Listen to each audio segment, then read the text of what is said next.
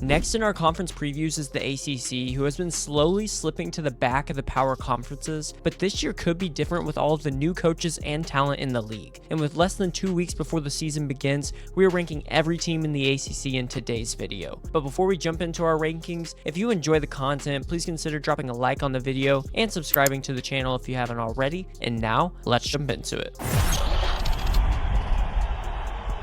And starting us off at number 18 is Stanford, and the offseason was a rough one for the Cardinals as they lost their star big man Maxime Reynaud to the NBA, and Isaiah Sellers decided to transfer to St. John's, which leaves some massive holes to fill. And with the school's academic hurdles limiting their transfer options, new head coach Kyle Smith has his work cut out for him. But there's still some intrigue with the roster he's put together. And it starts with Division II transfer Jeremy Dent-Smith, who is an elite scorer with serious shot-making ability. And in the front court, Chisholm Okpara brings a polished inside game after averaging over 16 points a game 2 seasons ago, and Belgian big man Oscar Giltze adds shot blocking and rim protection to help anchor their defense. But with so many unknowns, Stanford's success depends entirely on their player development, but it seems more than likely that it will be a long season for the Cardinals this year. Coming in at number 17, I've got California, where Mark Madsen's offseason didn't exactly go as planned. They lost Andrea Stojakovic and Jeremiah Wilkinson to the portal, which was a brutal blow,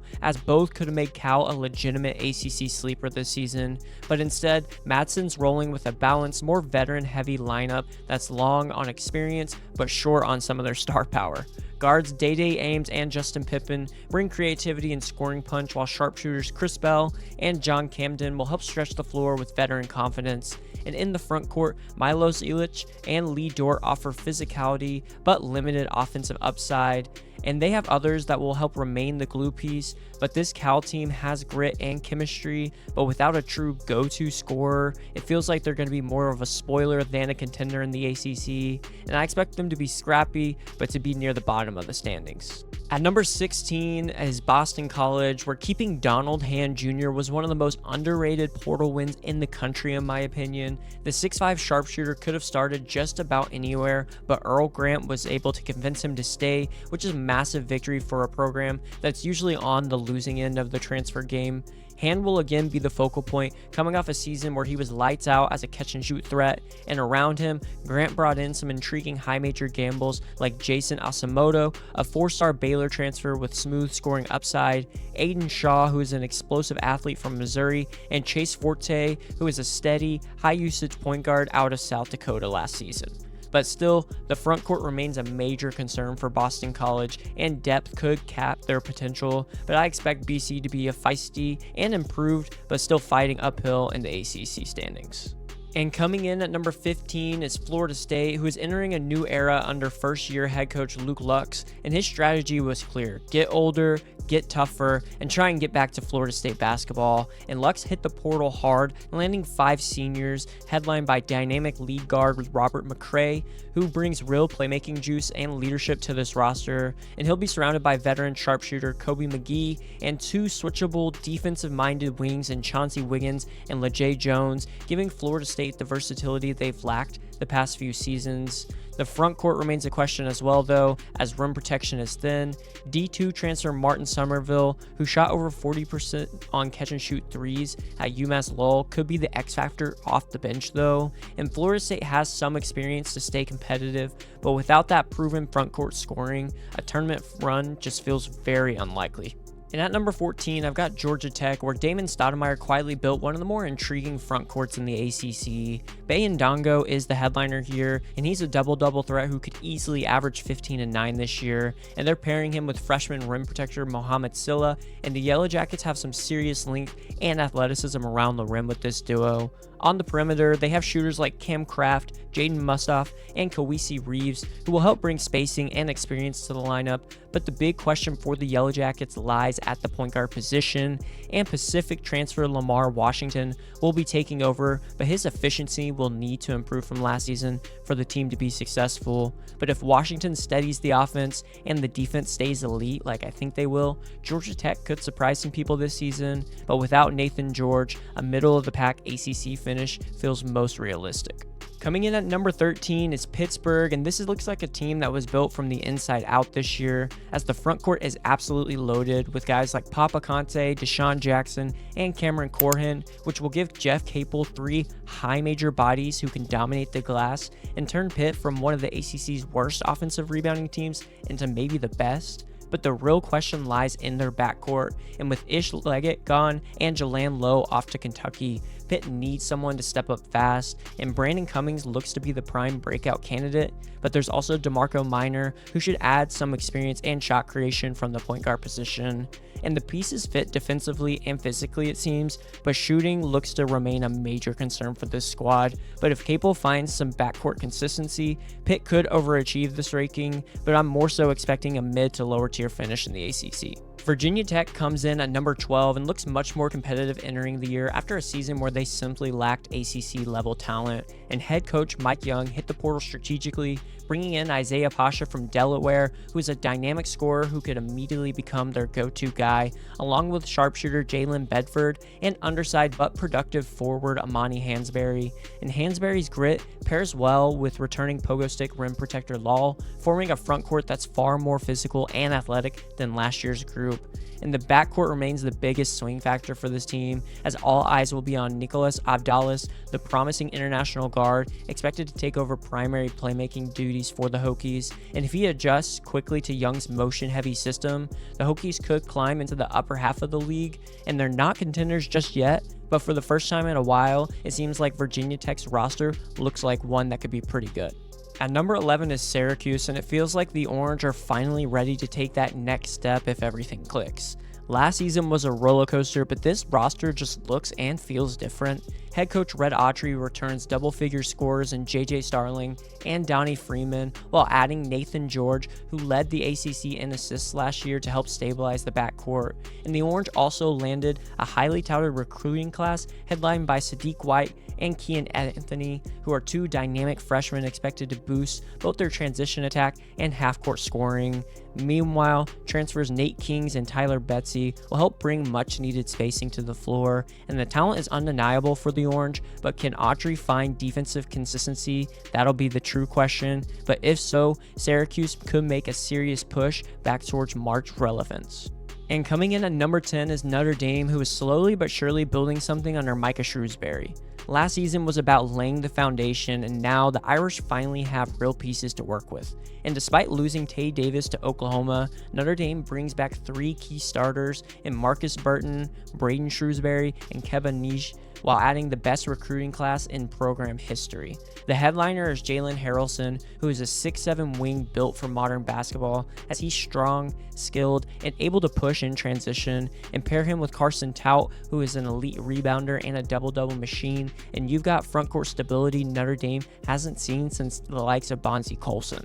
Offensively, this group has spacing, shooting, and a legitimate ACC Player of the Year candidate in Marcus Burton, but the real test, though, will be on the defensive end, and if the Irish can shore up on that side, this could be a tournament team once again. At number 9, I have Wake Forest, who enters the season with a retooled roster that still packs a punch despite losing Hunter Salas and Efton Reed.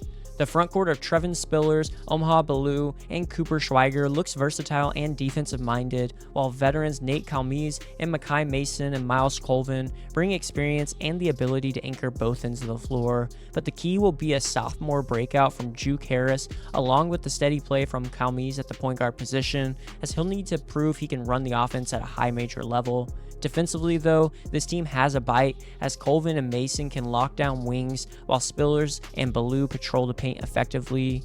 And Wake Forest doesn't boast an NBA-ready star like it did last year in Salas, but the roster has balance and depth and should give Coach Steve Forbes a solid shot at a top-half ACC finish and possibly an at-large bid if everything clicks. At number 8 is Clemson, who faces a bit of a rebuild after losing all 5 starters from last year's NCAA tournament team, but the good news is that the frontcourt remains a strength, as Nick Davidson transferred in and is a versatile force capable of doing it all, along with Carter Welling, who brings a high-level skill set, and RJ Godfrey, who is back for a second stint at Clemson. In the backcourt though, that's the big question mark, and Dylan Hunter must step into a lead role while Justin Porter and Butta Johnson have to transition from the mid-majors effectively, and I feel like Clemson will need at least one guard to emerge as an all ACC level contributor to truly compete in the league, but Coach Brad Brownell knows how to keep the Tigers competitive, and if the perimeter players elevate like I think they can, Clemson could climb toward the top half of the league. SMU comes in at number 7, and it's a season with plenty of firepower, and they should be competitive once again.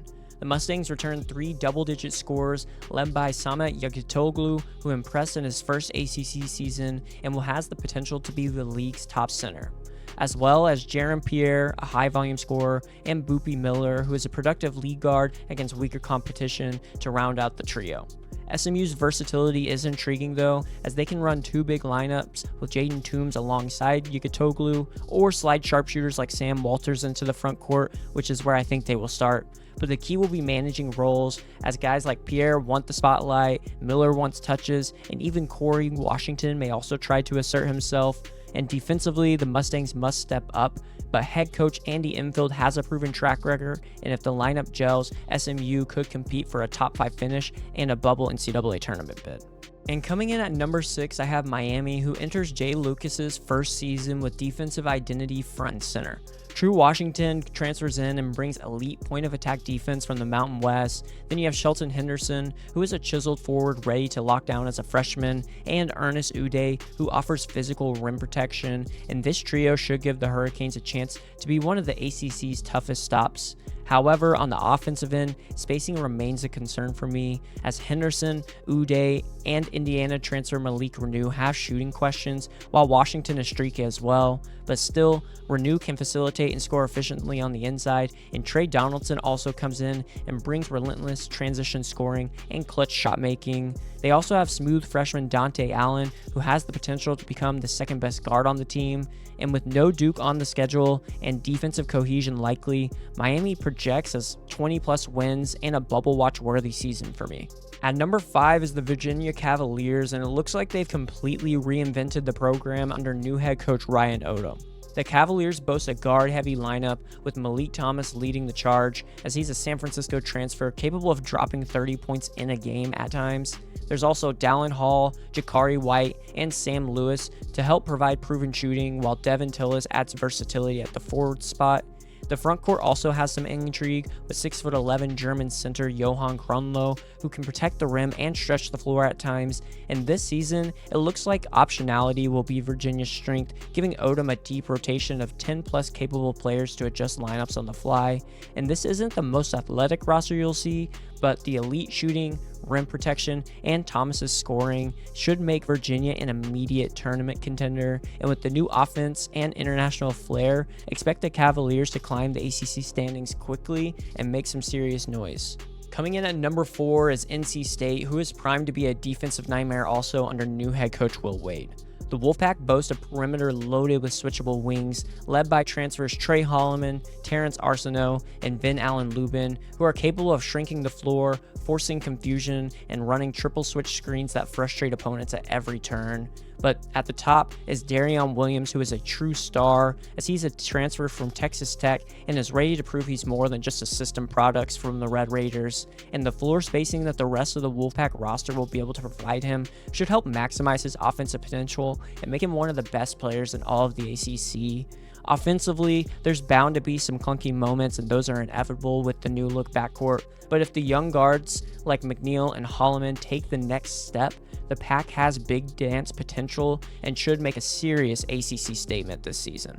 North Carolina comes in as my number 3 in the ACC and is hoping for a better season with the roster overhaul that they have. The front court features Henry Vasar, who will be anchoring the rim, with Alabama transfer Jaron Stevenson or 5-star freshman Caleb Wilson, providing athleticism and versatility. There's also Luka Bokovic as one of the best international players in college this season, and Seth Trimble looks ready to take on that leadership role. But it's Colorado State transfer Kean Evans that's the key for me, as UNC ACC is going to be asking him to be the primary point guard, which is a role he hasn't fully embraced yet, and I am expecting some growing pains in this, but his shooting and driving ability should give the Tar Heels a dangerous weapon. The Tar Heels also have depth that is solid, and they should have one of the best two-way centers in the ACC in Vasar, and if the lineup clicks, UNC could seriously contend for the top of the ACC and get back to where they once were.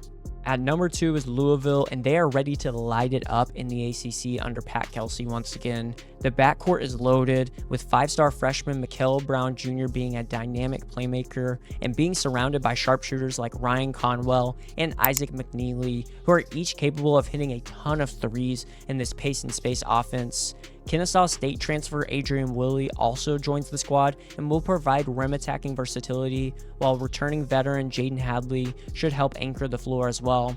Up front, the Cardinals boast length and flexibility also. Sanando Fru is the big name, a 21-year-old German signee with a 7'5" wingspan who should give the team elite defensive upside. They also have depth in the front court, surrounded by guys like Kason Pryor and Ali Khalifa, which will allow Kelsey to toggle between different types of lineups seamlessly. And this blend of seasoned veterans and high upside newcomers gives Louisville scheme, versatility, and postseason firepower. And if Brown replicates his dominance we saw this summer and the transfers click like I think they will, this team has legitimate Final Four potential. And at number 1 and just barely edging out Louisville is the Duke Blue Devils, who will once again sit on top of the ACC mountain with a front court that's downright terrifying. Cameron Boozer headlines the group as he's a generational freshman who impacts the game in nearly every way imaginable, and I expect something like 16 points and 8 boards a night to be routine for him. And he's surrounded by Patrick Ngamba, a low post force ready for a breakout year,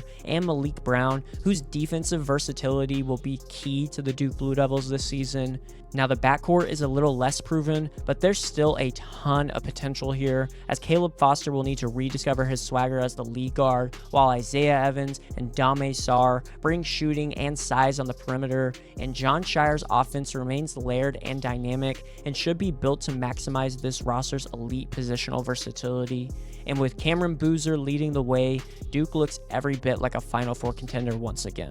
And I also wanted to go over my preseason predictions for all of the ACC awards, and starting out with the player of the year, I have Cameron Boozer from Duke, and he'll be the engine behind the Blue Devils' elite front court and be the ultimate positional chess piece, and he'll operate like a point forward, seamlessly shifting between on and off ball actions, and his shooting gravity is something that is not talked about enough and should opens up Shire's entire offense, allowing the Blue Devils to space the floor and flow freely, and his versatility makes him the clear frontrunner for the ACC Player of the Year and the heartbeat of the Duke's title hopes in my opinion.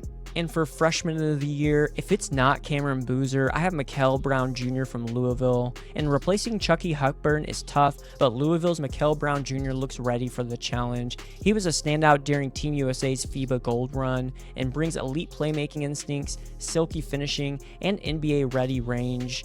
And at 6'5" with deep ball confidence and poised beyond his years, he's a one-and-done caliber guard who could ignite Louisville's Final Four dreams. For Newcomer of the Year, I have Darion Williams from NC State, and Darion Williams is the definition of versatility. The former Texas Tech star excels in pick and rolls, post-ups, and spot-up shooting, and ranks in the top efficiency quartile across all three of those departments. His physicality and shot creation make him Will Wade's go-to bucket getter this year, and with Williams as the offensive anchor, the NC State Wolfpack look primed for a major rebound season. For Defensive Player of the Year, I'm going with Malik Brown from Duke, and Malik Brown was one of Duke's defensive backbones last year when healthy, and now he steps into an even bigger role. His elite mobility, switchability, and instincts make him a nightmare in pick and roll coverages, and with key defenders gone, Brown's ability to shut down lanes and disrupt rhythm could elevate Duke's defense to championship caliber levels. And lastly, for Coach of the Year, I have Will Wade from NC State,